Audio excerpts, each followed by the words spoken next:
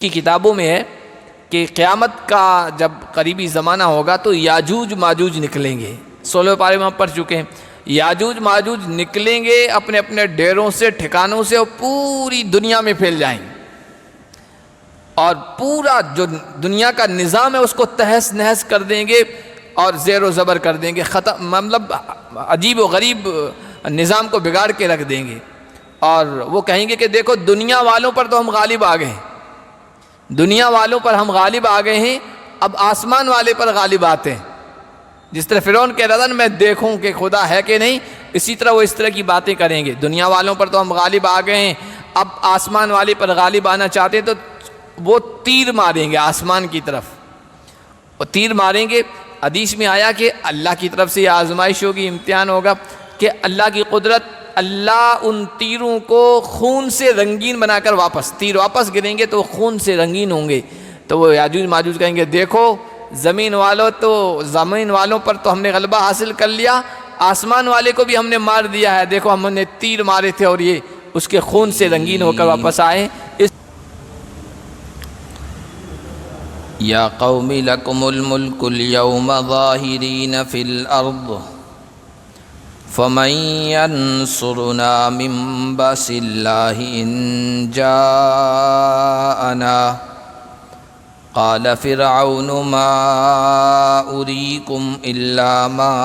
اری وما اہدیکم الا سبیل الرشاد.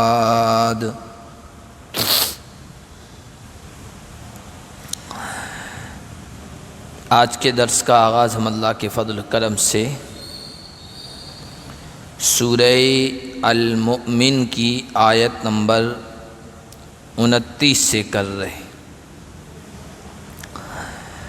حضرت موسیٰ علیہ السلام کا ذکر چل رہا تھا اور اس میں یہ بات آئی تھی پچھلے درس میں کہ فرعون نے اپنے درباریوں سے یہ مشورہ چاہا کہ مجھے اجازت دو کہ میں موسیٰ کو قتل کر دوں, تاکہ یہ بار بار جو توحید کی اور اللہ کی دعوت دیتا ہے اس کا خاتمہ کر دیا جائے. تو اس کے دربار میں اس کے خاندان کا ایک آدمی حضرت موسیٰ علیہ السلام کی خیر خواہی میں کھڑا ہو گیا تھا اور اس نے کہا تھا کہ کیوں قتل کرتے ہو ایسے آدمی کو جو یہ کہتا ہے کہ اللہ میرا رب ہے اور تم سب کا رب ہے, فرعون نہیں ہے, خدا نہیں ہے. وہ توحید کو مانتا ہے, صرف اس وجہ سے تم اس کو قتل کر دینا چاہتے ہو, یہ کوئی عقل مندی کی بات نہیں ہے. وہ اس کا اپنا دین ہے, تمہاری اپنی سوچ ہے. اگر وہ جھوٹا ہے اس دعوے میں تو جھوٹ کا وبال اس پر آئے گا. جھوٹی بات زیادہ دنوں تک نہیں چلتی ہے. اور اگر وہ سچا ہے, تم خدا نہیں ہو, جس رب کی طرف خدا کی طرف وہ دعوت دے رہا ہے وہ صحیح ہے, تو پھر اس کے جھٹلانے کی وجہ سے اور اس کو قتل کرنے کی سازش کرنے کی وجہ سے ہو سکتا ہے اللہ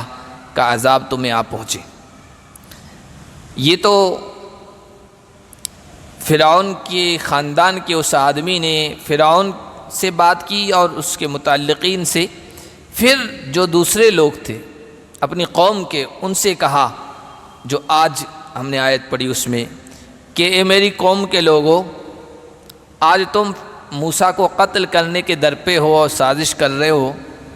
اس وجہ سے کہ ظاہرین فی الارض, آج تمہاری بادشاہت ہے, حکومت ہے, اقتدار و سلطنت ہے, تمہاری چلتی ہے, زمین میں تم غالب ہو, اور تم یہ سوچ رہے ہو کہ ہم موسیٰ کو قتل کر دیں گے تو ہمارا کون کیا نقصان کر لے گا. تو اس بندے نے کہا فمن ینصرنا من بأس اللہ ان جاءنا, دیکھو موسیٰ پیغمبر ہیں, سچے ہیں, اگر ان کو قتل کر دو گے اس کی پاداش میں اللہ کی پکڑ آ گئی, اللہ کا عذاب آ گیا, تو تمہیں کون بچا سکتا ہے, کوئی تمہاری مدد کے لیے نہیں آ سکے گا. فمن ینصرنا من بأس اللہ, اللہ کی پکڑ سے اگر وہ ہمارے پاس آ گئی تو ہمیں کون بچائے گا, اللہ کا عذاب آ گیا تو پھر تو کوئی نہیں بچا سکتا. یہ تمہاری سلطنت تمہاری حکومت، قوت، تمہارا پاور سب یہیں ٹھاٹ پڑا رہ جائے گا جب لاد چلے گا بنجارا۔ اللہ کا عذاب آ گیا، سب یہیں رہ جائے گا اور تم رو گے، کوئی آنسو پوچھنے والا نہیں ہوگا۔ اس کے جواب میں فرعون نے کہا ما اریکم الا ما ارا، پتہ نہیں یہ کیسی باتیں کر رہا ہے، میں تو جو بات مناسب سمجھتا ہوں وہ تمہارے لیے بھی فائدہ مند سمجھتا ہوں اور میں تمہیں صحیح راستہ بتا رہا ہوں، اور میری رائے یہی ہے، میں اسی کو مناسب سمجھتا ہوں کہ موسیٰ کو راستے سے ہٹا دیا جائے، ختم کر دیا جائے۔ وقال الذی آمن یا قومی انی اخاف علیکم مثل یوم الاحزاب، ایمان والے اس بندے نے کہا اے میری قوم، اگر فرعون کی باتوں میں تم آ گئی تو مجھے یہ ڈر ہے کہ پچھلی جماعتوں، پچھلی قوموں پر جو اللہ کا عذاب آیا ہے اس طرح تمہیں بھی عذاب آ جائے گا، اس کا مجھے اندیشہ اور ڈر ہے۔ مثل دأب قوم نوح وعاد وثمود والذین من بعدہم، قوم نوح پر جس طرح اللہ کا عذاب آیا، قوم عاد جس طرح اللہ کی پکڑ میں مبتلا ہوئی، قوم سمود جس طرح عذاب میں گرفتار ہوئی، اس کے بعد تاریخ پوری اٹھا کے دیکھ لیں، انسانیت کی تاریخ، اس میں آپ کو پتہ چلے گا کہ اللہ کے پیغمبروں کے مقابلے میں جب قوموں نے اپنی طاقت، اپنی حکومت اور دنیا کے اسباب کے غرور اور گھمنڈ میں مبتلا ہو کے ان کو قتل کرنا چاہا تو پھر اللہ کا عذاب ان پر آیا ہے۔ اس لیے تم ایسا مت کرو۔ واللہ یرید ظلما للعباد، دیکھو اللہ نے ان قوموں کو تباہ کیا، برباد کیا، یہ بھی تمہاری طرح کہتے تھے ہمارا کون کیا بگاڑ سکتا ہے، نبیوں کو قتل کر دیا، سمجھانے والوں کو راستے سے ہٹا دیا، ہمارا کون کیا بگاڑ سکتا ہے۔ قوم عاد کا ذکر اللہ تعالیٰ نے کئی جگہ کیا ہے، اسی 24ویں پارے میں اخیر میں بھی آئے گا، کہتے تھے من اشد منا قوہ، ہم سے بڑھ کر پاورفل، طاقتور کون ہے اور ہمارا کون کیا بگاڑ سکتا ہے، کیا اب کون سی طاقت ہے جو ہمیں ختم کر سکے۔ تو پھر اللہ تعالیٰ نے کہا کہ جس ذات نے تم کو پیدا کیا ہے ہوا اشد منکم قوہ، وہ تم سے زیادہ طاقتور ہے، اور پھر اللہ نے ہوا کا تیز طوفان بھیجا جس نے ان کو اوپر اٹھا کر نیچے پٹک دیا، اور اس طرح وہ پڑے تھے جن کو یہ گمان تھا، جن کے ذہن و دماغ میں یہ بات بیٹھی ہوئی تھی، بھوت سوار تھا کہ ہمارا کون کیا بگاڑ سکتا ہے، اتنے طاقتور ہیں ہر اعتبار سے، وہ ایسے پڑے تھے کأنہم اعجاز نخل خاویہ، جیسے بڑا طوفان آئے،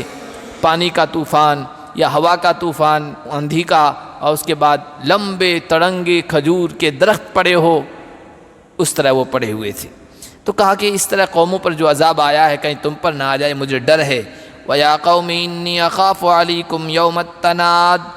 یہ تو دنیا کا عذاب ہے، اور میری قوم میں تم پر ڈرتا ہوں اس دن سے جس دن تم ایک دوسرے کو پکارو گے، اور یہ آخرت کا ہے، یعنی دنیا کا عذاب تو آئے گا ہی، آخرت کے عذاب میں بھی گرفتار ہو جاؤ گے، اور آخرت کے عذاب کی تو ہولناکی اور خطرناکی ایسی ہوگی کہ ہر آدمی پکارے گا مدد کے لیے۔ تناد کہتے ہیں ایک دوسرے کو پکارنا، کوئی آفت آ جائے، جیسے اللہ نہ کرے زلزلہ آ جائے خطرناک قسم کا اور بلڈنگیں تباہ ہو جائیں،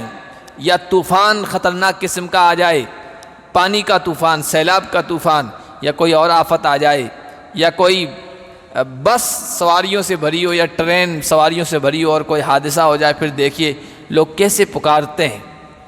اس طرح قیامت کا منظر ہوگا۔ کہا کہ میں اس دن سے تمہیں ڈرتا ہوں، تم وہاں پکارو گے آؤ ہماری مدد کے لیے، کوئی مدد کرے ہمیں اس پریشانی سے نکالے، لیکن کوئی نکالنے والا نہیں ہوگا۔ اس لیے اس پریشانی سے بچنا چاہتے ہو تو موسیٰ کی بات مان لو، وہ دن ایسا ہوگا جب تم پیٹھ پھیر کر بھاگو گے۔ ما لکم من اللہ من عاصم، انسان جب مصیبت میں گرفتار ہوتا ہے اور کوئی بچاؤ کی حفاظت کی شکل نہیں آتی ہے، کوئی ذرا سا اس کو راستہ دکھائی دیتا ہے تو ایسا بھاگتا ہے، کسی کی کوئی پرواہ نہیں کرتا ہے۔ قیامت کے دن بھی ایسی بھاگنے کی کوشش کرے گا، لیکن اللہ کے مقابلے میں کوئی بچانے والا نہیں ہوگا۔ وَمَن يُضْلِلِ اللَّهُ فَمَا لَهُ مِنْ هَادٍ، اور جسے اللہ گمراہ کر دے اسے کوئی ہدایت دینے والا نہیں۔ اللہ کسی کو گمراہ نہیں کرتا، گمراہ کر کے جہنم میں ڈال کے اللہ کو کیا لینا ہے، لیکن جو آدمی گمراہی کے راستے اپناتا ہے، ضد پر، عناد پر، سرکشی پر، ہٹ درمی پر اتر آتا ہے، تو پھر اللہ ایسے آدمی کو ہدایت نہیں دیتا ہے۔ وَلَقَدْ جَاءَكُمْ يُوسُفُ مِنْ قَبْلُ بِالْبَيِّنَاتِ، پھر وہ اس اللہ کے ایک نیک بندے نے جو کھڑا ہوا تھا اس نے اپنی قوم کو اور نصیحت کی، سمجھایا کہ دیکھو اس وقت حضرت موسیٰ ہیں، اللہ کے پیغمبر ہیں، تمہیں سمجھا رہے ہیں، آنکھیں تمہاری کھول رہے ہیں، اور تمہیں قدر نہیں ہے، ان پر ایمان نہیں لا رہے ہو، ان کو تسلیم نہیں کر رہے ہو۔ جب نعمت ختم ہو جائے گی تو نعمت کے زوال کے بعد انسانوں کو اس کی قدر ہوتی ہے، جب تک کوئی نعمت ہوتی ہے تب تک قدر نہیں ہوتی ہے۔ اس لیے اس بندے نے کہا دیکھو تم میں اس سے پہلے یوسف بھی آ چکے ہیں، اللہ کے پیغمبر، ان کے پاس بھی اللہ کی واضح تعلیمات تھی، معجزے تھے، دلیلیں تھیں، وہ بھی سمجھاتے رہے، بلکہ انہوں نے نہ صرف اللہ کے احکام اور ہدایات کو سمجھایا، بلکہ ان کا تو معاملہ یہ تھا کہ اللہ نے حکومت چلانے کا علم بھی ان کو دیا تھا، اور مصر کی حکومت انہیں چلا کے دکھائی، اور اس طرح کامیابی کے ساتھ کہ آس پاس میں ہر جگہ اکال تھا، قحط سالی تھی، بھوک مری تھی، لوگوں کو اناج غلہ کھانے پینے کی چیزیں نہیں مل رہی تھی، لیکن اس اللہ کے بندے نے اس انداز سے حکومت کا نظام سنبھالا کہ مصر والوں کو کہیں بھی کوئی پریشانی نہیں ہوئی کھانے پینے کی چیزوں کی۔ 7 سال تک اس طرح نظام سنبھالا ہے۔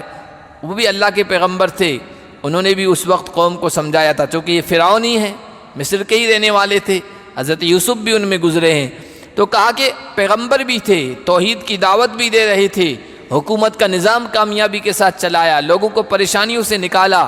اس کے باوجود جب تک حضرت یوسف زندہ تھے توحید کی دعوت دیتے رہے، لیکن لوگوں نے مانا نہیں، تسلیم نہیں کیا۔ حتی اذا ہلک قلتم لن یبعث اللہ من بعدہ رسولا، جب تک وہ رہے اللہ کی توحید کی دعوت دیتے رہے، لیکن لوگ شک میں رہے، تم لوگ شک میں رہے، مطلب تمہارے جو آبا و اجداد تھے مصر میں رہنے والے، یوسف کی دعوت کو قبول نہیں کیا، یہاں تک کہ جب وہ اس دنیا سے چلے گئے اور وفات پا گئے، اس کے بعد مصر کا حکومت کا جو نظام گڑبڑ ہو گیا، خراب ہو گیا، لوگ پریشانیوں میں مبتلا ہو گئے، تب تم نے حضرت یوسف کی عظمت کو، بڑائی کو، ان کو تسلیم کیا کہ واقعی یوسف بہت بڑے آدمی تھے، بہت اچھے آدمی تھے، دیکھو جب تک تھے کوئی پریشانی نہیں آئی، اور اس دنیا سے چلے گئے پورا نظام ہی بگڑ گیا، واقعی وہ بڑے تھے۔ لن یبعث اللہ من بعدہ رسولا، اللہ ان کے بعد کسی رسول کو نہیں بھیجے گا، یعنی اتنا بڑا عظیم آدمی کوئی نہیں آئے گا۔ جب تک تھے حضرت یوسف جب تک قدر نہیں کی، لیکن چلے گئے تب ان کو قدر آئی، اور کہنے لگے کہ کتنے عظیم انسان تھے، اب شاید ہی کوئی انسان ایسا آئے، اللہ ایسے انسان کو کھڑا کرے۔ اسی طرح تم موسیٰ کے بارے میں بھی کہو گے، جس طرح تمہارے باپ دادا نے یوسف کے بارے میں کہا، ابھی موسیٰ ہیں تمہیں سمجھا رہے ہیں، تم فرعون کی باتوں میں آ رہے ہو، لیکن جب موسیٰ اس دنیا سے چلے جائیں گے تب تمہیں افسوس ہوگا، لیکن اس وقت کا افسوس کرنا کام نہیں آئے گا۔ کذالک یضل اللہ من هو مسرف مرتاب، اللہ تعالیٰ جو حد سے گزرنے والا ہے، شک کرنے والا ہے، اسے گمراہی رکھتا ہے۔ اللہ ہدایت اسے دیتا ہے جس کے اندر حق پانے کا جذبہ ہو، شک و شبہ سے باہر نکالنے کی کوشش کر رہا ہو۔ الذین یجادلون فی آیات اللہ بغیر سلطان اتاہم، کون ہیں یہ حد سے گزرنے والے، شک کرنے والے، جو اللہ کی آیتوں میں بغیر کسی دلیل کے بحث کرتے ہیں۔ اس کو کہتے ہیں کج بحثی، یعنی ایک بات انسان کے سمجھ میں آ جاتی ہے کہ یہ بات درست ہے، یہ بات صحیح ہے، سامنے والے نے دلیلیں بھی دے دی، اس کے بعد ماننا نہیں ہے تو وہ ادھر کی ادھر کی باتیں کرتا ہے، اس کو کہتے ہیں کج بحثی، یعنی ٹیڑھا پن اختیار کرنا۔ جو آدمی اس طرح اللہ کی آیات میں جھگڑا کرتا ہے، کبر مقتا عند اللہ و عند الذین آمنوا، ایسے لوگ انتہائی ناپسندیدہ ہیں اللہ کی نگاہ میں بھی اور ایمان والوں کی نگاہوں میں بھی۔ کذالک یطبع اللہ علی کل قلب متکبر جبار، اللہ تعالیٰ اس طرح سرکش لوگوں، تکبر کرنے والوں، گھمنڈ میں رہنے والوں، اپنے آپ کو بڑا سمجھنے والوں کے دلوں پر مہر لگا دیتا ہے، اس لیے کہ بات سمجھ میں آنے کے باوجود بھی وہ اپنی انا میں رہتے ہیں، ایگو میں رہتے ہیں، میں ان کی بات کیوں مان لوں، کیوں تسلیم کر لوں، تو پھر اللہ ایسے لوگوں کے دلوں پر مہر لگا دیتے ہیں، اور اللہ کی طرف سے جب مہر لگا دی جاتی ہے تو پھر تو کتنی بھی آپ دلائل دے دیں، دلیلیں دے دیں، مضبوط بات کہہ دیں، کوئی مانتا نہیں ہے۔ وقال فرعون یا حامان ابن لی صرحا لعلی ابلغ الاسباب، اس مومن بندے کی نصیحت چل رہی ہے، آگے بھی کچھ آیتوں میں ہے، بیچ میں فرعون کہنے لگا کہ یہ موسیٰ خدا ایک خدا ہونے کا دعویٰ کر رہے ہیں کہ اللہ ہے، تم خدا نہیں ہو میرے بارے میں کہہ رہے تو، اور یہ مومن بندہ اس کی تائید میں کھڑا ہے، ایسا کرو اپنے وزیر سے کہا حامان سے کہ بہت لمبی چوڑی عمارت بناؤ، آسمان سے باتیں کرتی ہوئی ٹاور بناؤ، لمبی عمارت بناؤ، اور عمارت بنانے کے بعد مجھے بتاؤ تاکہ میں اس بلند عمارت پر چڑھ کر آسمان میں جھانکوں کہ واقعی خدا ہے یا نہیں۔ یہ اس نے کہا اسباب السماوات فاطلع الی الہ موسیٰ، آسمان تک پہنچنے کے ذریعے میں اختیار کروں اور میں جھانکوں موسیٰ کے پروردگار کی طرف، وَإِنِّي لَأَظُنُّهُ كَاذِبًا، میں تو ایسے بھی مانتا ہوں کہ موسیٰ جھوٹا ہے، میرے علاوہ کوئی خدا ہے ہی نہیں، یہ جس خدا ہونے کا دعوے دار ہے تو ٹھیک ہے اس کو بھی دیکھ لیتے ہیں۔ یہ حماقت اور بے وقوفی کی باتیں تھیں جو فرعون کر رہا تھا اور اس کے درباری کر رہے تھے۔ ان کا مقصد یہ تھا کہ اس طرح کی باتیں کر کے قوم کو دھوکے میں، فریب میں مبتلا رکھا جائے اور یہ موسیٰ علیہ السلام کی باتوں میں نہ آئیں، ان کو نبی تسلیم نہ کریں۔ اب قرآن نے یہاں تک تو کہہ دیا کہ اس نے کہا کہ لمبی چوڑی عمارت بناؤ، میں جھانک کے دیکھنا چاہتا ہوں، آگے کچھ نہیں کہا ہے۔ تاریخ کی تفسیر کی روایات میں ہے کہ اس نے وزیر کو کہا، وزیر نے لمبی چوڑی عمارت بنائی بھی، لیکن وہ عمارت اس کو استعمال کرتا، اس پر چڑھتا اور آسمان کی بلندی کی طرف جھانکتا، اس سے پہلے ہی وہ عمارت پوری ڈھہ گئی، ختم کر دی گئی، یا تو اس وجہ سے کہ اس کی بنیادیں مضبوط نہیں تھی، یا پھر یہ کہ اللہ کی طرف سے اسی طرح کا عذاب آیا کہ اس کو ایسا موقع ہی نہ دیا جائے، اور وہ خود جو دعوے دار تھا خدائی ہونے کا، وہ اپنی بلڈنگ کو بھی، اپنی اس عمارت کو بھی استعمال نہ کر سکا، لوگوں کے سامنے یہ بات کھل کے آ جائے۔ اسی طرح یہ دھوکے میں مبتلا کرنا چاہتا تھا نا، اسی طرح اللہ فرما رہے ہیں کہ فرعون کے اس برے عمل کو اچھا بنا کے پیش کر دیا گیا۔ اسی طرح ہر گمراہ کا معاملہ ہوتا ہے، آپ دنیا میں دیکھیے گمراہی میں مبتلا انسانوں کو، وہ اسی دلدل میں رہنا چاہتے ہیں اور اپنے اس گمراہی کے عمل میں رہنے کو ہی اچھا سمجھتے ہیں، دوسرے لوگوں کو غلط سمجھتے ہیں۔ بت پرستی کتنا برا عمل ہے، ہر انسان کے سمجھ میں آ جاتا ہے، بت پرستی ہے، درخت پرستی ہے، اور جس طرح وہموں میں، غلط تصورات میں، غلط عقیدے میں، کہ ہر عقل مند انسان کی عقل میں اور اس کی سمجھ میں آ جائے شرمگاہوں کی عبادت کرنا کوئی اچھا عمل ہے، اور جس طرح جانوروں کو خدا مان لینا، درختوں کو خدا مان لینا، پانی کو خدا مان لینا، ہر طاقتور چیز جس کو اللہ نے انسان کی خدمت کے لیے بنایا تھا، جہاں طاقت دیکھی، عجیب و غریب چیز دیکھی، اسی کو خدا منا لیا، یہ انسان کی عقل بھی تسلیم نہیں کرتی ہے۔ لیکن جو لوگ اس عمل میں مبتلا ہیں وہ اس کو اچھا سمجھ رہے ہیں، بلکہ توحید پر جو ایمان پر ہیں ان کو بھی کہہ رہے ہیں تم بھی آؤ ادھر، یہ اچھا عمل ہے۔ یہ شیطان ان کے برے عمل کو اچھا بنا کر پیش کرتا ہے۔ وَصُدَّ عَنِ السَّبِيلِ، اور اس کو صحیح راستے سے اس طرح روک دیا گیا، فرعون کو وہ صحیح راست پر نہیں آ سکا۔ وہ حدیث کی کتابوں میں ہے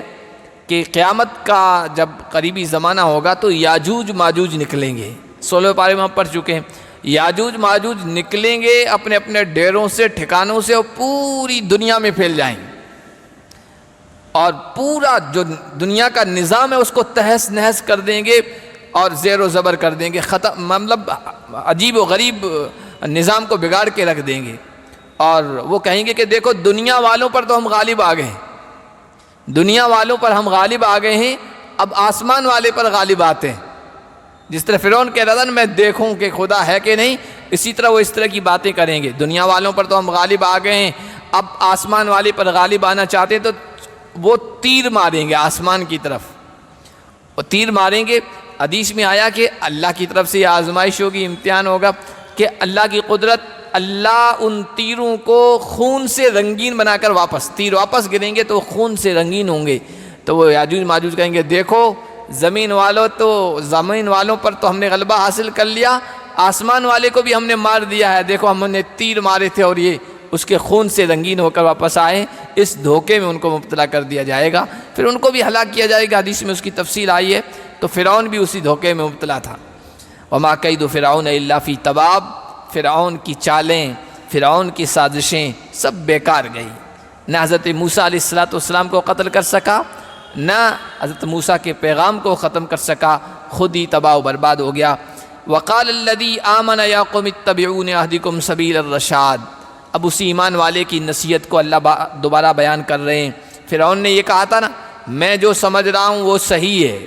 میں اپنا بھی فائدہ اسی میں سمجھتا ہوں، تمہارا بھی فائدہ، قوم سے کیا تھا، اور وہ کیا سمجھ رہا تھا کہ موسیٰ کو قتل کر دیا جائے۔ اس اللہ کے نیک بندے نے کہا، اے میری قوم، فرعون کی باتوں میں مت آؤ،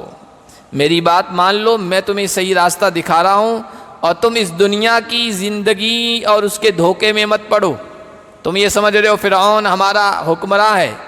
اس کو خدا بھی تم نے مان لیا ہے اور سپر پاور طاقت کا مالک ہے، اور تم سمجھ رہے ہو یہ ہماری حکومت، ہماری بادشاہت اور دنیا کی زندگی اور اس کی رونقیں اور اس کے اسباب ہمارے پاس ہمیشہ رہیں گے۔ نہیں، انما هذه الحیات الدنیا متاع، یہ دنیا کی زندگی تو برتنے کی چیز ہے، فائدہ اٹھانے کی چیز ہے۔ بلکہ اس سے پہلے کسی تفسیر میں بتایا، چونکہ متاع کا لفظ بار بار قرآن میں آیا، حدیث میں بھی آیا، اور دنیا کو ہر جگہ متاع کہا گیا ہے۔ متاع کا یوں ترجمہ کرتے ہیں برتنے کا سامان، یعنی ایک مرتبہ آدمی یوز کر کے پھینک دے، بس یہ اس کو متاع کہتے ہیں۔ اور علامہ اسمعی رحمۃ اللہ علیہ جو عربی زبان کے بڑے ماہر گزرے ہیں، تو ان کے بارے میں پڑھا کہ وہ 2-3 الفاظ ایسے تھے جن کی حقیقت تک پہنچنا چاہتے تھے کہ ان کا اصل معنی کیا ہے، اصل مطلب کیا ہے۔ اس میں ایک لفظ تھا یہی متاع، اور ایک لفظ تھا تبارک، تبارک الذی بیدہ الملک۔ تبارک کے اصل معنی کیا ہے؟ یوں تو کہتے بڑی بابرکت ہے ذات، بڑی عالی شان ہے، بڑی بلند رتبے والی ہے، یہ ترجمہ کرتے ہیں، لیکن اصل مطلب کیا ہے؟ تو وہ اس تک پہنچنا چاہتے تھے۔ تو وہ کہتے ہیں کہ ایک مرتبہ میں جا رہا تھا ایسے علاقے میں جو دیہاتی والا علاقہ تھا، دیہاتی رہتے تھے، اور عربی زبان دیہاتی اچھی بولتے تھے۔ شہروں میں تو زبان بگڑ جاتی ہے کیونکہ ہر طرح کے لوگ وہاں آتے ہیں الگ الگ جگہوں کے، لیکن دیہات کے جو عرب لوگ تھے ان کی زبان فصیح تھی، اسی وجہ سے عرب کے بچے دودھ پلانے کے لیے شہروں میں بھیجے جاتے تھے۔ نبی علیہ دیہاتوں میں نبی علیہ السلام کو بھی بھیجا گیا تھا حلیمہ سعدیہ کے یہاں۔ تو انہوں نے کہا میں اسی تلاش میں جا رہا تھا کہ کیا دیکھتا ہوں کہ ایک بچہ ہے چھوٹا، اس کی ماں برتن لے کے کوئی پانی کے لیے کنویں پر چشمے پر گئی تھی، پیچھے وہ بچہ ہی گھر میں تھا، اور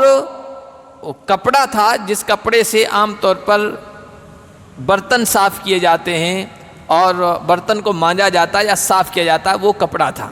آج کل تو جالیاں وغیرہ آتی ہے، پہلے کپڑا ہی یوز کرتی تھی، تو وہ کپڑا ایسا ہوتا ہے کہ بالکل بے وقعت، کہیں کالے دھبے پڑے ہیں، کہیں مرچ لگی ہوئی ہے، کہیں ہلدی لگی ہوئی ہے، کہیں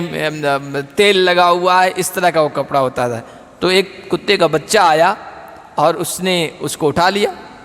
کیونکہ اس میں خوشبو آتی رہتی ہے سالن کی، سبزی کی، دوسری چیزوں کی۔ اس نے اس کو اٹھایا اور لے کے چلا گیا، پاس میں پہاڑ تھا، پہاڑ پر جا کے چڑھ گیا۔ اس کی ماں واپس آئی تو اس بچے نے کہا کہ یا امی جاء الکلب وذهب بالمتاع وتبارك الجبل، وتبارك الجبل، امی جان کتے کا بچہ آیا تھا اور اس نے وہ متاع لے لیا، وہ کپڑا لے لیا اور لے کر تبارک الجبل پہاڑ پر چڑھ گیا۔ تو امام اسمعی کہتے ہیں مجھے سمجھ میں آ گیا کہ متاع کسے کہتے ہیں۔ اب دنیا کی زندگی کو اللہ نے اس کپڑے کی طرح کہا ہے جس کی کوئی حیثیت نہیں ہوتی ہے۔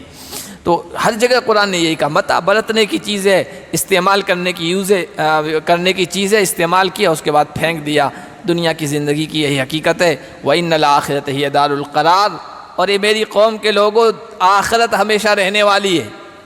موسیٰ کی بات مان لو گے تو زندگی بھی سنور جائے گی، اور ہمیشہ ہمیشہ کی جو زندگی آخرت وہ بھی سنور جائے گی، اور فرعون کی چکنی چپڑی باتوں میں آؤ گے تو دنیا بھی برباد ہو جائے گی کہ اللہ کا عذاب آ جائے گا، اور آخرت تو برباد ہونی ہی ہے۔ من عمل سیئۃ فلا یجزا الا مثلھا ومن عمل صالحا من ذکر او انثی وهو مؤمن۔ موسیٰ کی بات مان لو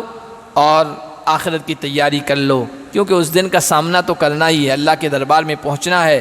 جو کوئی برائی کرے گا تو اللہ کا اصول یہ ہے کہ ایک برائی کے بدلے میں اسی طرح کی سزا ہوگی، اور جو نیک عمل کرے چاہے مرد ہو یا عورت، ایمان والا ہو تو اس کا بدلہ یہ ہے اللہ انہیں جنت میں داخلہ عطا فرمائے گا، یرزقون فیہا بغیر حساب، جنت میں بغیر حساب کے رزق دیا جائے گا۔ رزق صرف کھانے پینے کی چیزیں نہیں ہے، عربی میں رزق کے لیے رزق کا جو لفظ بولا جاتا ہے نا، کھانے پینے کی چیزیں تو ہے ہی، اس کے بعد مال ہے، اولاد ہے، بیوی ہے، صحت و تندرستی ہے، اچھے دوست ہیں، جتنی بھی چیزیں ہو سکتی ہے جو انسان استعمال میں لاتا ہے یا جن سے انسان کا تعلق ہوتا ہے وہ سب رزق میں آ جاتا ہے۔ تو بغیر حساب کے وہاں تمہیں رزق دیا جائے گا۔ وَيَا قَوْمِ مَالِي أَدْعُوكُمْ إِلَى النَّجَاةِ وَتَدْعُونَنِي إِلَى النَّارِ۔ اللہ کے نیک بندے نے کہا عجیب بات ہے میری قوم، میں تمہیں نجات کی طرف، کامیابی کی طرف دعوت دے رہا ہوں اور تم مجھے جہنم کی طرف بلا رہے ہو۔ وہ کہہ رہے تھے کہ تم موسیٰ کی حمایت مت کرو، موسیٰ کے حق میں بات مت کرو، ہمارے ساتھ آ جاؤ، فرعون کے ساتھ آ جاؤ۔ عجیب بات ہے، میں جنت کی طرف بلا رہا ہوں، نجات کی طرف، تم آگ کی طرف بلا رہے ہو۔ تدعوننی لیکفر باللہ واشرک بہ ما لیس لی بہ علم، تم مجھے بلا رہے ہو کہ میں اللہ کا انکار کر دوں، اس کے ساتھ ایسی چیز کو شریک ٹھہراؤں جس کے بارے میں مجھے جانکاری نہیں ہے۔ وانا ادعوکم الی العزیز الغفار، اور میں تمہیں تو اللہ کی طرف بلا رہا ہوں جو بڑا زبردست ہے، نہیں مانو گے تو اس بات کی وہ طاقت رکھتا ہے کہ تمہیں نیست و نابود کر دے، ختم کر دے، اور الغفار ہے، طاقتور ہونے کے باوجود کوئی بندہ اگر اس کی طرف رجوع کر لے، اپنے گناہوں پر معافی مانگ لے، توبہ کر لے، اللہ کی طرف متوجہ ہو جائے تو سارے گناہوں کو معاف کر دیتا ہے، وہ الغفار ہے، بخشنے والا ہے۔ اگر اب تک کی زندگی تم نے شرک میں، کفر میں، گناہوں میں گزار دی ہے نا، مایوس ہونے کی ضرورت نہیں، میں تمہیں اللہ کی طرف بلا رہا ہوں، اس کی صفت ہے غفار۔ 100 سال بھی اگر تم نے شرک کیا اور تم نے پھر کلمہ توحید پڑھ لیا، معاف فرما دے گا۔ لا جرم انما تدعوننی الیہ لیس لہ دعوۃ فی الدنیا ولا فی الآخرہ، اور یہ بالکل یقینی اور پکی بات ہے، جس کی طرف تم مجھے بلا رہے ہو، دعوت دے رہے ہو، یعنی شرک کی طرف، فرعون کو خدا مان لوں، بتوں کی پرستش کرنے لگ جاؤں، حقیقی بات یہ ہے کہ نہ دنیا میں ان کی کوئی پکار ہے اور نہ آخرت میں۔ ان کو اگر کوئی مدد کے لیے بلائے تو نہ دنیا میں آ سکتے ہیں نہ آخرت میں آ سکتے ہیں۔ یہ مدد کے لیے، دوسروں کی مدد کے لیے تو کیا آئیں گے؟ کوئی طوفان آتا ہے، کوئی سیلاب آتا ہے، یہ خود ہی اس میں بہہ جاتے ہیں۔ بتوں کا تو یہی حال ہے، چور چوری کر کے چلے جاتے ہیں، خود کی حفاظت نہیں کر پاتے ہیں، یہ دوسروں کی حفاظت کیا کریں گے؟ اور اس بات کو تو اللہ تعالیٰ نے قرآن میں جگہ جگہ بیان کیا ہے، لیس لہ دعوۃ فی الدنیا ولا فی الآخرہ۔ دنیا میں یہ لوگ بتوں کو پکارتے ہیں، بتوں کو پکارتے ہیں، مصیبت کے وقت کوئی کام نہیں آتا ہے، اور آخرت میں بھی اللہ نے کہا کہ آخرت میں بھی اپنے بتوں کو، اپنے معبودوں کو جن کے پرستش کرتے تھے، پوجا کرتے تھے، پکاریں گے کہ اس مشکل گھڑی میں ہمارے کام آئیے۔ ومن اضل ممن يدعو من دون اللہ من لا يستجیب له الى یوم القیامہ، اس شخص سے بڑھ کر گمراہ و بیوقوف کون ہوگا جو ایسے لوگوں کو یا ایسے بتوں کو، ایسے معبودوں کو پکار رہا ہے۔ ممن يدعو من دون اللہ من لا يستجیب له الى یوم القیامہ، پکارتا رہے قیامت تک، اس کی پکار پر وہ لبیک نہیں کہیں گے، اس کے کام نہیں آئیں گے، اور جب قیامت کا دن ہوگا تو وہ انکار ہی کر لیں گے، یہ ہماری عبادت نہیں کرتے تھے، یہ شیطان کی عبادت کرتے تھے، شیطان کی باتوں میں آ کے سب کرتے تھے،